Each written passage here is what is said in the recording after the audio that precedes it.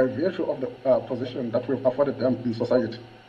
We are living in a market society where everything is for sale, and therefore the markets, or those who are commanding the markets become our high priests currently, right?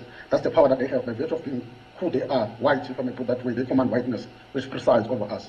And our politicians that they find, by the way, including the ANC. Now, they also have material power. These are the resources. Now, these guys can decide to materially determine the power of the rand, the exchange rate.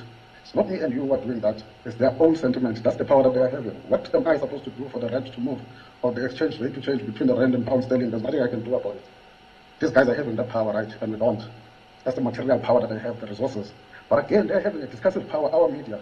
And I want, earlier on, I think this week, last week, that we should stop referring to the media as the fourth estate. No, it is not, but the mouthpiece of the markets.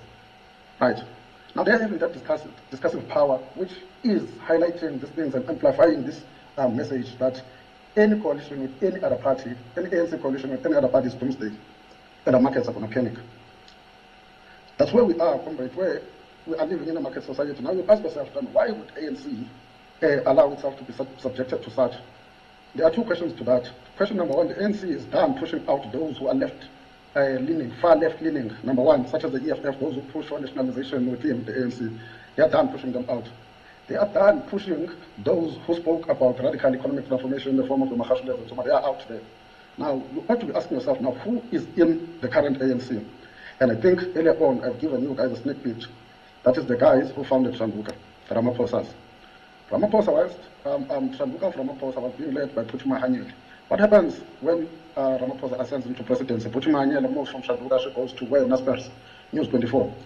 Ramaphosa is assured that he will take one of your own into the news engine of this country, Phuthuma Hanyele. Phuthuma Hanyele is not at Naspers to add any value.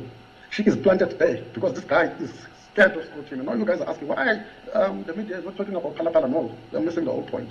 Number two, we're plunged into load shedding. Go and look who is supplying the diesel to Eskom. Look at what are the interests, what are the BEE deals there. Before Mike Teke comes and tell you here that you guys are not ambitious as young people, as a BEE beneficiary.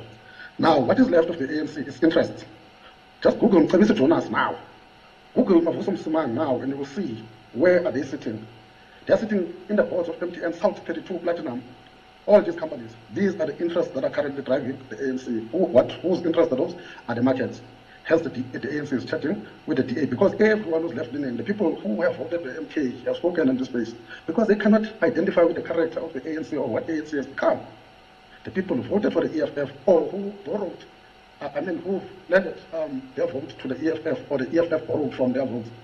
Because of the vacuum within the left, they come back and voted for the MK. Now, who are we to think that the ANC of Ramaphosa will not entertain the DA over Zuma and Malema that the ANC of Ramaphosa is pushed out? Who are we to think that the ANC is having an interest of me and you, who are the downtrodden, disenfranchised, who do not have discursive power, material power, instrumental power? Whereas they've pushed the likes of Mahashule, Zuma, Malema out. If they push those people, who remains? That's the questions that we ought to ponder from. I mean, I'm willing to put my head on the chopping block, and I will come here in this space and say, comrades, I was wrong. But, to close it off, remember this. The end of history, they say, the mankind's ideological evolution and the universalization of Western liberal democracy. Who embraces that? It is the current ANC. Who else? The DA. The policies of redress, DA is not interested, but self-preservation. I mean, the DA has been happy with how things have turned out, more comfortable with the ANC of Ramaphosa. What does that tell you? That DNA is willing to sit down and speak with the ANC. But they are telling you, not of Paul Mashatile, but of Ramaphosa. Who is Ramaphosa? Again, think rule of measure. During that transition towards the end of Cold War, when we were ushered into this democratic dispensation, is the guy who was chilling with the rule of mayor in them. Think around 2011, 2012, when Marikana happened, is the guy who said, when the strikers committed industrial action, saying we want 13,500. That is nothing. You guys, you know that 13,000 was nothing at the time. But he said the state must commit a concomitant action towards the workers. That is the Ramaphosa that we think, will be left living today. Guys, stop saying much. Let me land. Maduna, thank you so much.